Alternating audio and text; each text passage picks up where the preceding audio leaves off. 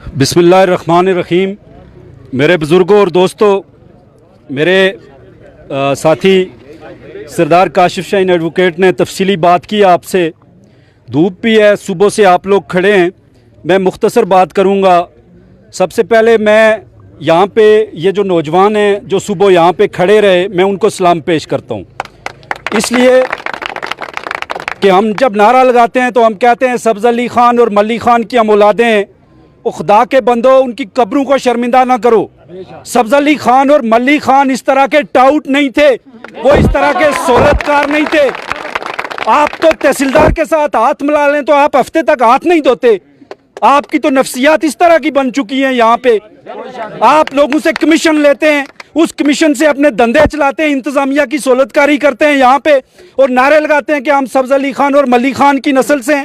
سبز علی خان اور ملی خان وہ تھے جنہوں نے ڈوگرے کو للکارا، اور ڈوگرا کیا وہ کمپرومائز کرتے تو اس کے ساتھ ڈوگرا ان کے ساتھ کمپرومائز نہیں کر سکتا تھا. ان کی زندہ کھانا کھینچی گئی لیکن انہوں نے کمپرومائز نہیں کیا.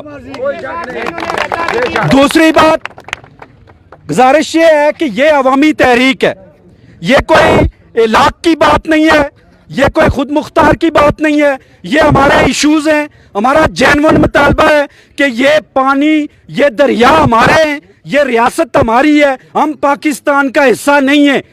اور اس پہ ہمیں لوگ کہتے ہیں جی کہ آپ پاکستان کے خلاف ہیں. او خدا کے بندو، تم جاہل لوگ ہو. پاکستان کا آئین پڑھو.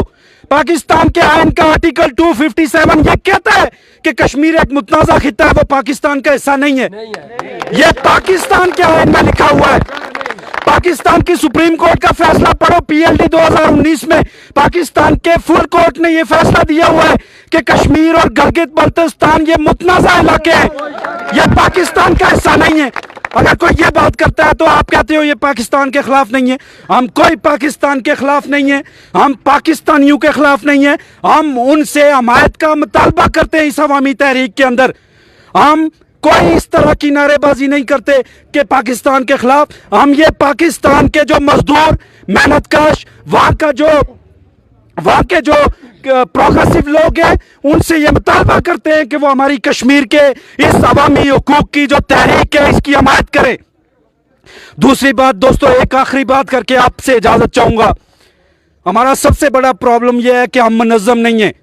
ہمیں ایک آواز ادھر سے آ جاتی ہے، آپ سارے ادھر کا رخ کر دیتے ہیں. تحریکیں ایسے کبھی کامیاب نہیں ہوتی. تحریکوں کو ڈسپلن چاہیے ہوتا ہے. ماؤ زے تنگ نے 1949 کے اندر جو چائنا کا انقلاب کیا تھا، 22 سال تک اس کا لانگ مارچ چلا تھا. وہ لانگ مارچ ایسے سہولتکاروں پہ مشتمل نہیں تھا. انقلابی تحریکوں کے اندر آپ کو لمبی جدوجہد کرنی ہوتی ہے. یہ تحریک آہستہ آہستہ بن رہی ہے، اور ایک وقت یہ آئے گا کہ یہ بمبر سے تالبٹ تک کا لانگ مارچ ہوگا. اور مظفر آباد کے اندر بیٹھے ہوئے یہ جو سہولتکار ہیں، یہ جو گماشتہ حکومتیں ہیں، میں کسی ایک حکومت کی بات نہیں کرتا، 1947 سے لے کر آج تک کی اس ریاست کی ساری حکومتیں یہ گماشتہ حکومتیں تھی پاکستانی اسٹیبلشمنٹ کی. اور انہوں نے یہاں پہ مجھے یہ بتائے پورے آزاد کشمیر کے اندر کوئی ایک ہارٹ کا ہسپتال انہوں نے بنایا ہے؟ نہیں بنایا. مجھے یہ بتائے کوئی ایک ہماری اپنی بجلی جو ہم پیدا کر رہے ہیں، یہ وہ اپنی ریاست کو KH خورشید نے جو معاہدہ کیا پاکستان کے ساتھ، اس کے اندر یہ لکھا ہوا ہے کہ اس جہاں سے یہ جو منگلا ڈیم سے یہ جو بجلی پیدا ہوگی یہ کشمیریوں کو مفت دی جائے گی. لیکن یہ یہاں کے جو سہولتکار مظفر آباد کے اندر بیٹھتے ہیں، انہیں عوام سے کوئی غرض نہیں ہے. انہیں اپنی فارچونر گاڑیاں چاہیے، انہیں اپنے بچوں کے لیے تعلیم چاہیے، انہیں اپنے بچوں کے لیے علاج چاہیے. مزدور کے بچے مرتے ہیں تو مرتے ہیں. اس لیے ایک بات کر کے اجازت چاہتا ہوں کہ ہمیں اپنے اندر اتحاد پیدا کرنا ہوگا. بالخصوص میرے جو یہاں پہ بزرگ ہیں، میں ان سے گزارش کروں گا کہ آپ ہمارے لیے، ہم آپ کو فالو کریں گے. آپ سامنے آئیں. یہاں پہ جو انتظامیہ کے جو سہولتکار ہیں، جس بری طرح سے آج آپ نے ان کو کنڈیم کیا ہے، اس پہ میں آپ کو مبارکباد پیش کرتا ہوں.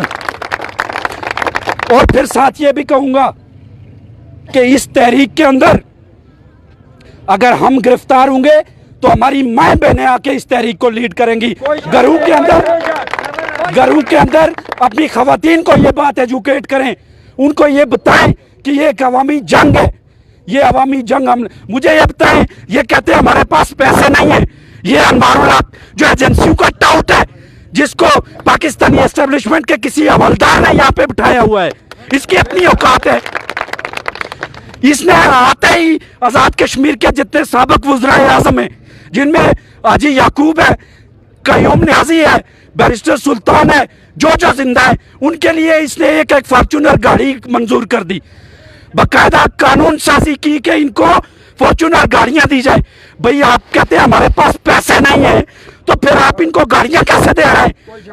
آپ کہتے ہیں ہمارے پاس پیسے نہیں ہیں، تو آپ اپنی تنخواہیں کیوں بڑھا رہے ہیں؟ اس لیے یہ تحریک لمبی چلے گی، آپ نے منظم رہنا ہے.